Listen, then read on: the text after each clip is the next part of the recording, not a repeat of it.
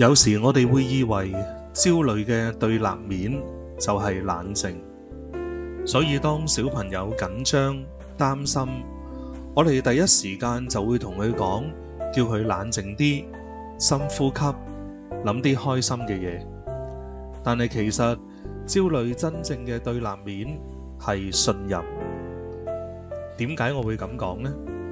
因為焦慮好多時都係嚟自一啲未知之數，唔知會發生咩事，唔知應該點樣做好，唔知自己搞唔搞得掂。呢啲咁多嘅唔知，會令到人覺得無力、無助，甚至乎會覺得要有人喺身邊先至安心。相反，當一個人對自己有信心，對身邊嘅人有信心，甚至乎對世界都帶住一份基本嘅安全感，呢一種咁嘅踏實就會慢慢沖淡焦慮。大家可以試諗下，當你清楚知道一件事點樣做，或者係你知道有人會喺你身邊撐你，係咪會安心好多呢？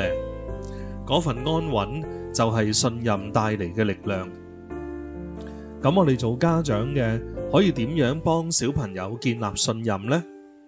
唔係話佢一講擔心，我哋就即刻回應佢，唔使驚；亦都唔係佢一問問題，我哋就急住答佢，滿足佢；更加唔係佢一話唔識，我哋就即刻教佢。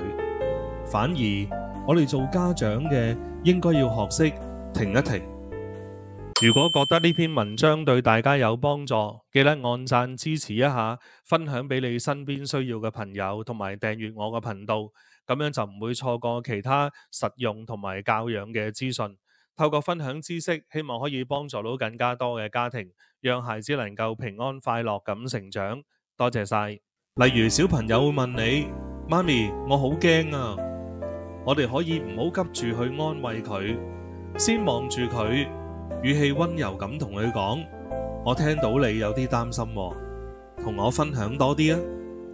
喺同小朋友溝通嘅時候，唔好帶有主觀感，盡心去聆聽小朋友所擔心嘅。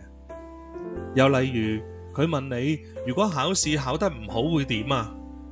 我哋唔一定要即刻聽佢講完就叫佢嗱嗱臨去溫書，而係可以同佢分享下你呢一種擔心，我細個都曾經經歷過，我都會擔心失敗。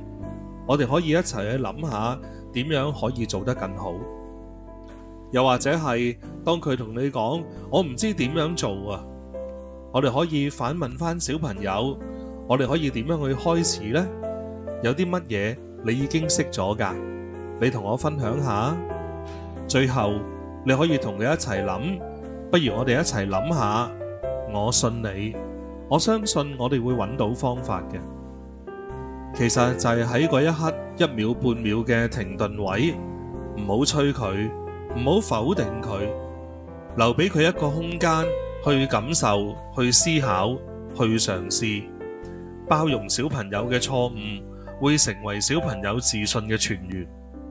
孩子會感受到嘅係原來佢唔孤單，原來佢可以講出嚟，原來佢可以自己都有能力，佢只係需要有人相信佢，而你俾佢嘅信任就會成為佢對將來面對所有未知數時最堅實、最溫柔嘅支持。